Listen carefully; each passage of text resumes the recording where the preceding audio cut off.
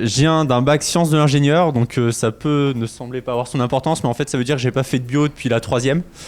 On réussit à s'en sortir même si on connaît rien sur les cellules. Moi, j'ai fait aussi médecine avant de venir ici. J'ai rebondi sur une L2 bio avant de venir à TIS.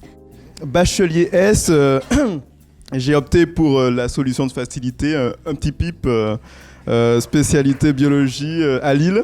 Je suis issu donc d'un bac S et d'une PEIP que j'ai fait à Polytech Nantes, donc qui était maths, physique, info, chimie. Je suis venue à Polytech depuis les classes préparatoires, donc physique, chimie, sciences d'ingénieur.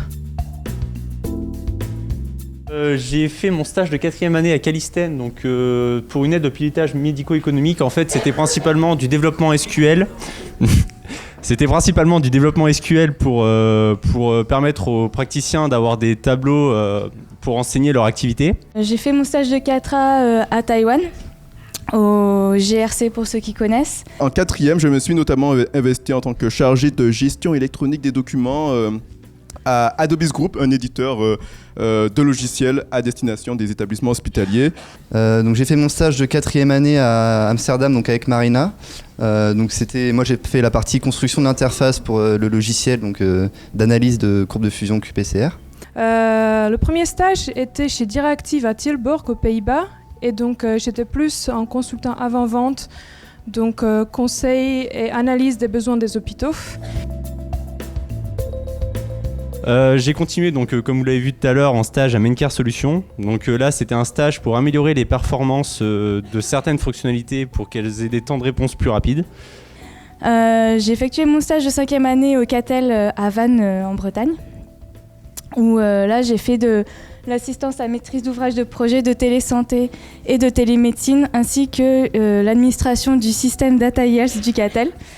Donc en fait c'était principalement sur les projets de télémédecine qui étaient très très intéressants. Cette année j'ai fait mon stage à Software Médical à Lyon, donc en tant que développeur. Et mon sujet de stage c'était de réaliser le mode hors connexion du plan de soins, donc autoriser les professionnels de santé à accéder aux données patients, même quand le logiciel principal tombait pour X raisons. Et le deuxième stage, donc sur le même produit, dans la société Sipsoft au Bleiswijk, aussi aux Pays-Bas. Ingénieur produit et chef de projet, puis support pour les utilisateurs. Donc c'est pas noté sur la diapo, mais j'ai fait mon semestre 9 en Espagne. Donc là c'était vraiment super sympa. Si vous pouvez le faire, je vous le conseille, c'est vraiment intéressant. Donc j'ai pu continuer à Maincare Solutions avec un CDD. Je poursuis la double formation IAE qui m'apporte énormément sur le côté plus marketing, tout ça, la gestion de projet, etc.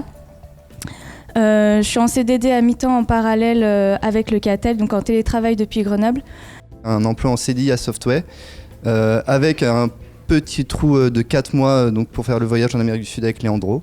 Je suis embauchée chez Diractive en CDD, puis promesse de CDI, comme la législation hollandaise le veut. Et je vais faire le poste que j'ai toujours rêvé d'avoir, c'est-à-dire de toucher un peu à tout. Donc en avant-vente, en vente, puis support, implémentation. En fait, toute la vie d'un produit, de tout début à la toute fin. Donc mon petit mot, c'est un pour tous et tous pour tous. C'est juste pour vous dire que même si vous êtes vraiment pas très bon dans certaines matières, avec un peu d'entraide, on arrive toujours à s'en sortir. Pour les prochaines promotion, donc pensez pivot forcément.